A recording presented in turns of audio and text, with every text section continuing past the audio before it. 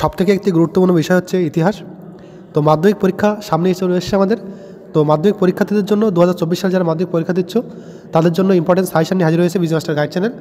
তো এই ভিডিওতে আজকে আলোচনা করব মাধ্যমিক পরীক্ষার্থীদের জন্য সম্পূর্ণ সাজেশন। প্রথমে আলোচনা করব মার্কস 4-এর 8টি কোশ্চেন, সেখান থেকে তোমরা অবশ্যই 4টি পেয়ে যাবে।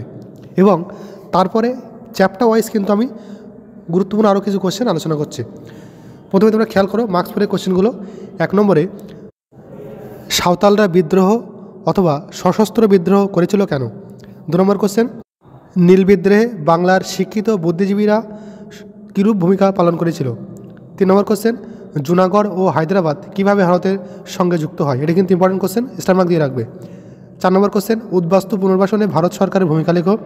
এবং 5 নম্বর কোশ্চেনটিও ইম্পর্টেন্ট, স্টার মার্ক দিয়ে রাখবে, দলিত আন্দোলন বিষয়ে গান্ধীজি আম্বেদকর বিতর্কটি লেখো। 6 নম্বর কোশ্চেন, একা আন্দোলনের কারণ ও গুরুত্ব লেখো।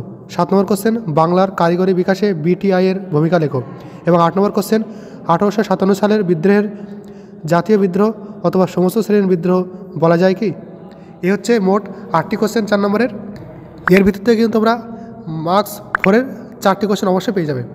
এরপর দেখো দ্বিতীয় পার্টে আমরা আলোচনা করছি সমস্ত যে তোমাদের চ্যাপ্টার আছে সেই চ্যাপ্টার থেকে গুরুত্বপূর্ণ 3-4টি করে কোশ্চেন। প্রথম অধ্যায় থেকে টিকা লেখো।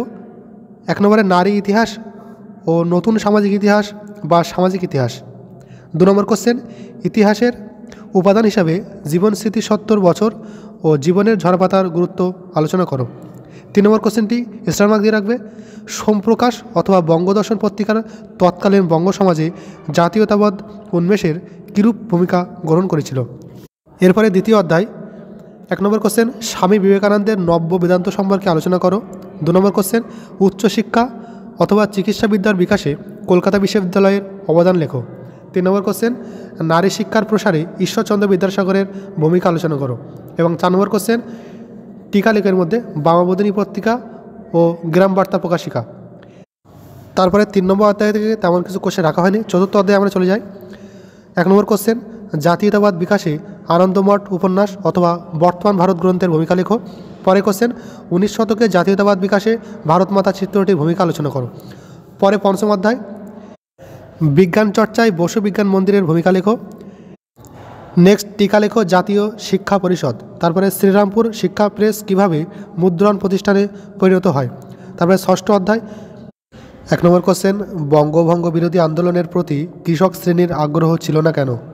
2 নম্বর কোশ্চেন, টিকা লেখো ওয়ার্কার্স অ্যান্ড প্রেসিডেন্টস পার্টি। তারপরে 7ম অধ্যায়, 1 নম্বর কোশ্চেন, দলিত আন্দোলনের পরিচয় দাও।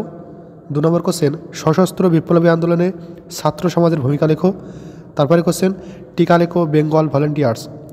নেক্সট এবং লাস্ট অধ্যায়, 8ম অধ্যায়, 1 নম্বর কোশ্চেন, দেশীয় রাজ্যগুলির অন্তর্ভুক্তির জন্য স্বাধীন ভারত সরকার কী কী উদ্যোগ নেয়।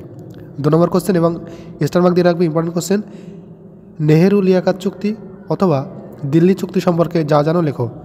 3 নম্বর কোশ্চেন এবং লাস্ট কোশ্চেন, স্মৃতিকথা ও আত্মজীবনী কীভাবে দেশভাগ সম্পর্কিত ইতিহাস চর্চায় নতুন উপাদান সরবরাহ করেছে তা বিশ্লেষণ করো।